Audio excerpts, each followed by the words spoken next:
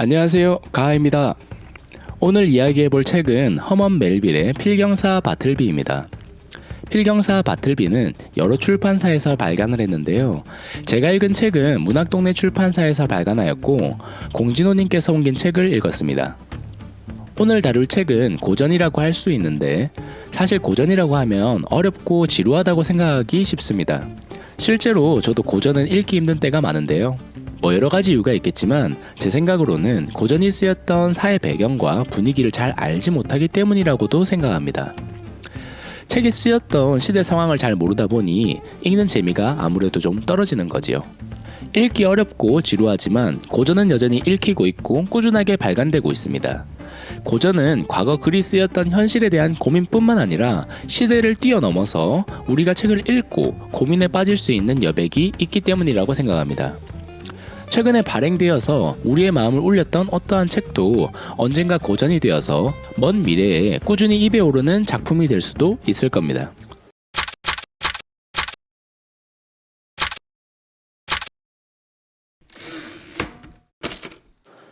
그가 월스트리트에서 변호사로 일하면서 3명의 필경사와 1명의 사환을 고용하였는데 필경사는 순서대로 터키, 니퍼스, 그리고 바틀비이고 사환은 진저 너트라고 하는 한 소년입니다. 그들 중에서도 바틀비는 변호사의 인생 중에서 가장 이상한 필경사이면서 초로에 접어든 지금까지도 완전히 설명할 수 없는 인물이라 말합니다.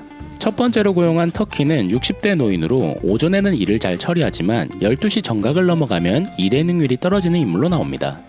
두 번째로 고용한 니퍼스는 20대 중반의 젊은 청년이며 야망은 있으나 일을 대하는 태도가 가볍고 으스대기를 좋아하는 인물로 나옵니다. 다만 터키와는 다르게 오후에는 일의 능률이 높던데요. 이에 나는 터키와 니퍼스에게 시간대를 나눠 일을 시키고 스스로 효율적으로 직원 관리를 하고 있다고 생각합니다. 사환인 진저너트는 12살가량의 소년입니다. 소년의 아버지는 진저가 법관이 되기를 바라지만 소년은 크게 관심이 없는 것처럼 나타납니다. 변호사가 1명의 필경사를 더 뽑게 된 까닭은 서기의 직임을 받아 일이 더 늘었기 때문입니다. 그리고 구한 1명의 필경사가 바로 바틀비입니다. 바틀비는 터키와 니퍼스와는 다르게 오전 오후 할 것 없이 묵묵하게 필사를 합니다. 그의 변호사 사무실에서 필경사들은 법률 문서를 옮겨 적는 일을 했고 옮겨 적은 문서를 제대로 옮겨 적었는지 검증하는 작업 또한 빼놓을 수 없는 일이었습니다. 나는 바틀비를 불러 검증을 하자고 하지만 바틀비는 이렇게 말합니다. 바틀비는 변호사의 재촉과 물음에도 한결같이 안 하는 편을 택하겠습니다라고 대답합니다. 변호사는 터키와 니퍼스에게 자신과 동조하기를 바라며 바틀비를 압박합니다. 시간이 흘러 바틀비에게 또다시 검증하는 것을 요구하지만 바틀비의 대답은 매한가지입니다. 검증을 안 하는 것을 택하던 바틀비는 종국의 필사까지도 안 하는 것을 택합니다. 경찰을 부르거나 강제로 해고할 법도 하지만 변호사는 바틀비를 강압적으로 사무실 밖으로 내몰지 않습니다. 그렇지만 아무 일도 하지 않은 채 벽만 바라보고 있는 바틀비 때문에 안 좋은 소문이 나게 되죠. 변호사는 결국 사무실을 내놓고 바틀비를 남겨둔 채 다른 사무실로 이전하게 됩니다. 떠나온 이후에도 바틀비는 사무실에 있었고 나중에 들어온 변호사에게 쫓겨나기까지 합니다. 사무실에서 쫓겨났지만 바틀비는 여전히 그 건물을 떠돌고 있었습니다. 결국 바틀비는 구치소로 연행되었고 소식을 들은 변호사가 바틀비를 찾아갑니다. 찾아간 구치소에서 바틀비는 먹지 않는 것을 택하고 있었고 결국 바틀비는 죽음을 맞이합니다. 마지막 모습을 바라보며 바틀비의 눈을 감겨주며 변호사가 이렇게 중얼거립니다. 회상을 마치고 그가 나중에 알게 된 바틀비의 과거는 이러합니다. 바틀비는 사설을 처분하는 우편물계 하급 직원이었습니다. 그가 일하는 곳에선 살아있었던 우편들이 불태워지는 죽음으로 가득한 공간이었습니다. 갑작스럽게 해고를 당한 바틀비가 향한 곳이 바로 그의 변호사 사무실이었습니다. 그리고 이 소설은 여기서 끝이 납니다.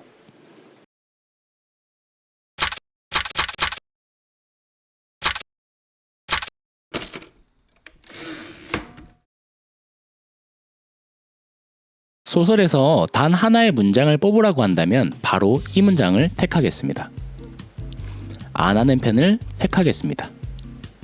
이 말은 어떤 의미를 갖고 있을까요? 소설을 읽은 여러분들은 이 말에 대해서 어떤 생각이 드나요? 여러 비평과 해석에서 이 문장을 중심으로 실존, 고립과 소외, 계급투쟁, 정신질환, 허무주의 등 여러 가지로 해석을 하고 있습니다. 물론 그 해석에 정답은 없겠죠. 저번 영상에서 알바생 자르기를 다루었었는데 저는 이 작품과 연결하여 이야기를 해보고자 합니다. 알바생 자르기에서 성엠이라는 인물은 자신의 권리에 대해서 주저없이 말하는 인물이기도 합니다. 일하는 시간을 줄이겠다는 말에 그럴 수 없다고도 하고 해고 상황에서도 자신의 권리를 당당하게 말하는 인물입니다. 비록 그 권리가 생존과 맞물려 있는 극한의 상황이기도 했지만요. 바틀비는 배달 불능 우편을 처분하는 우편물 직원이었습니다. 정부가 바뀌면서 갑작스럽게 길거리로 내던져진 인물이기도 하죠. 일을 그만두면서 그가 선택할 수 있는 일은 없었습니다. 바틀비는 다시 노동자가 되어 노동을 시작하게 됩니다. 하지만 그는 노동에 대한 자본의 명령을 거부하는 것을 선택하게 됩니다. 우리는 자본의 세계에서 살고 있지만 자본 너머의 이상향을 지향점으로 삼아야 하지 않을까 하고 지난 영상에서 말씀드린 바 있습니다. 하지만 이상향은 자본의 세계에서 바틀비처럼 죽음을 맞이하지 않고서는 갈 수 없는 곳이기도 합니다. 그게 실제 죽음이든 자본주의 사회에서의 죽음이든 말이죠. 말이 길었습니다. 안 하는 편을 택하겠습니다라는 말은 부정문이지만 긍정에 가깝다고 여겨집니다. 이는 하지 않음이라는 선택지를 스스로 선택했다는 긍정문으로 변화하기 때문입니다. 당연히 해야 할 일들이 있다고 생각하지만 안 하는 편을 택하겠다라는 이 말은 그 당연히 해야 할 일들에 대해서 물음을 던지고 그 일이 당연하지 않을 수도 있다는 가능성을 열어두게 됩니다. 예를 들어서 사장이 시키는 업무를 우리는 부적절한 일이 아니고서는 당연히 해야 한다고 생각할 겁니다. 노동자 입장에서 우리는 거절할 수 없는 당연한 일인 거죠. 하지만 사장이 시키는 업무라고 하더라도 하지 않을 수 있음에 대해서는 한 번쯤 생각해 볼 수 있지 않을까요?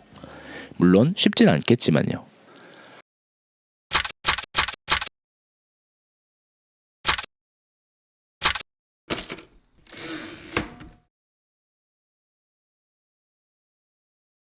자본주의 사회에서 우리는 벗어나기 힘들지요. 자본주의가 아닌 세상을 상상하기도 쉽지 않습니다. 그만큼 우리는 자본주의에 익숙해져 있습니다. 작품의 배경은 1850년대이고요. 자본주의가 성장하고 확립되어가는 시기라고 할 수 있습니다. 작중 인물들은 해당 시기에 나타난 여러 군상들을 보여주고 있습니다. 자본주의에 적응해 가는 것처럼 보이지만 그렇지 못한 당시의 미국인들을 터키와 니퍼스, 진저너트 등으로 보여주고 있다고 생각합니다. 오전에는 일을 잘하지만 오후가 되면 그러지 못하는 터키의 모습이라던가 허영만 가득 차서 일을 제대로 하지 못하고 있는 니퍼스의 모습, 아무런 계획이나 꿈 없이 그저 시키는 일만 하고 있는 진저너트의 모습처럼 말이에요. 스스로 완벽하고 합리적이라고 생각하며 자신은 유별나지 않다고 생각하는 변호사를 서술자로 둔 까닭은 자본주의가 합리적이고 타당하다는 것을 은유하고 있다고도 보여집니다. 서술자인 변호사는 자본주의에 적응하지 못한 자들을 개조시키고 변화시키려 노력하고 있습니다. 19세기 중반에 쓰였던 이 작품이 21세기를 살아가는 우리들에게도 적용된다는 것이 나름 소름돋기도 하네요. 역시 좋은 작품은 세월이 흘러도 이런 큰 울림을 주는가 봅니다.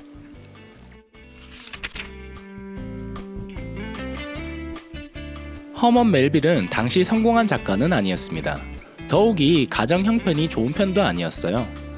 허먼 멜빌의 작품 중에서 가장 대표적인 작품인 모비딕은 당시 혹평을 받으면서 문단에 주목받지도 못했습니다. 오죽했으면 그의 작품이 수산업 코너에 빛이 될 정도였죠. 그럼에도 자신이 쓰고 싶은 것을 쓰겠다고 다짐하면서 그만의 생각, 그만의 글을 씁니다. 생계가 힘든 와중에 완성한 이 작품은 반응이 좋았지만 그의 생계에 많은 도움이 되지는 못했습니다. 책은 한 사람의 인생을 담아낸다고 할 수 있습니다. 그런 면에서 힘들게 살아가던 시기에도 대중의 시선이나 상업적인 글을 쓰는 것보다 자신이 할 수 있는 일, 자신이 쓰고 싶은 글을 쓰겠다는 신념이 대단해 보입니다. 힘든 시기를 거치며 완성한 이 작품에서 하지 않는 편을 택하는 바틀비의 모습에서 허먼 멜빌의 모습이 보이는 것 같기도 합니다. 지금까지 허먼 멜빌의 필경사 바틀비를 알아보았습니다. 영상이 즐거우셨다면 좋아요와 구독을 부탁드립니다. 다음에 더 좋은 영상으로 찾아볼 수 있도록 하겠습니다. 감사합니다. 다음에 뵙겠습니다.